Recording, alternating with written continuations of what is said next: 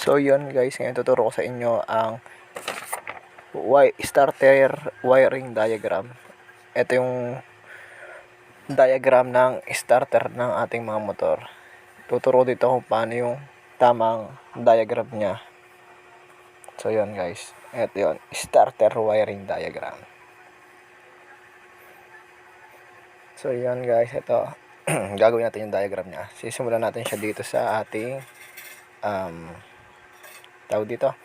Itong ating starter relay. Yan guys. Yan ang ating starter relay. Pasensya na kayo guys sa ating drawing. Yan yung kanyang dalawang terminal. Sulat natin dito. Starter relay. Starter relay. So yan guys. Ito yan, picture niya. Yan. Itong ating starter relay ay may dalawang positive.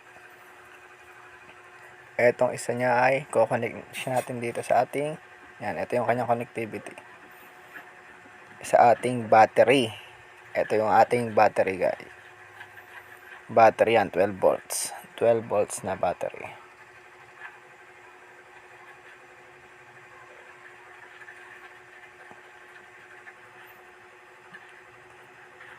So yan guys, ito na yun. Ito yung ating battery. Lalagyan lang natin siya ng fuse. Yan guys, fuse yan. Lahat ng pag magwa-wiring tayo, kailangan lagi meron tayong fuse para siya yung naputol ng short circuit. Yan, para hindi dire-diretso yung masunog sa ating mga wire. Mapuputol yung connection ng fuse. So yan guys, itong isang positive natin, alagtan na natin yan dito sa ating, ito tuturuin na natin, starter solenoid. Yan guys, pasensya tayo sa ating drawing. Starter solenoid, starter motor, ay yung mga tawag dyan. Yan. Starter solenoid.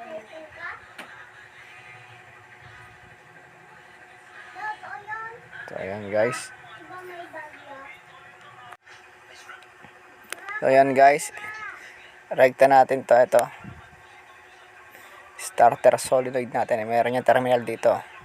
Ito yung kanyang positive na terminal, rekta yan dito sa ating starter relay. Ito yung positive nya. So yan guys, pinag-isama lang natin yan, yung positive ng ating starter relay dito sa ating starter motor. Yan yung positive nya. Yan guys, mali spell natin dito, pinorek pa tayo dito, sole nga pala, solenoid. Yan guys, itong ating starter solenoid, meron din yang negative trigger na tinatawag. Ito yun, yan, may negative yan dyan na wire na kulay green.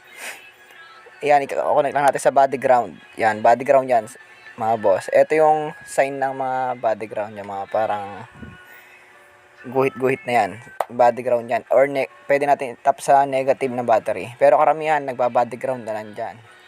O yan guys, ganyan connection nya.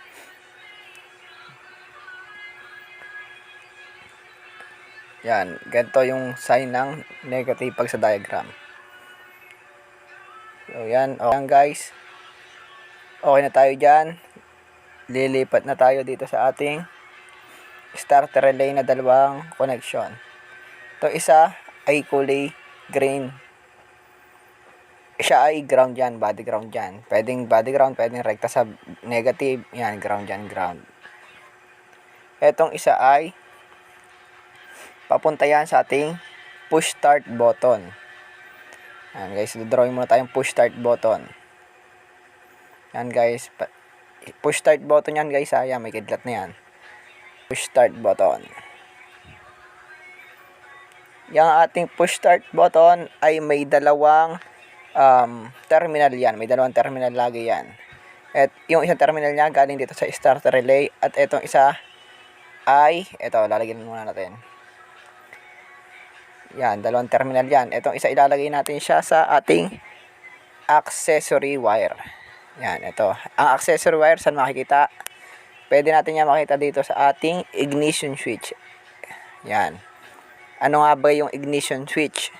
Ayan yung ating susian. Ayan yung susian natin guys, yung ignition switch. Na ignition switch ay meron niyang dalawang terminal or apat. Depende sa motor yan. Ang gagamitin natin ito ay itong dalawa lang. Yan. Ito yung tinatawag na accessory wire. Tatap lang natin yung push start. Yan. Ito accessory wire, nagkakaroon ng power once na inopen mo yung ignition switch. So yan guys. Etong isa ay para sa ating positive. Dito natin yan ilalagay sa battery. Yan guys. Pero kahit hindi na natin ilagay kasi automatic na nakalagay na yan. So yan guys, ito starter, ito push start button, ito starter solenoid, ito ang ating ignition switch. Yan guys, sana may natutunan kayo. Maraming salamat.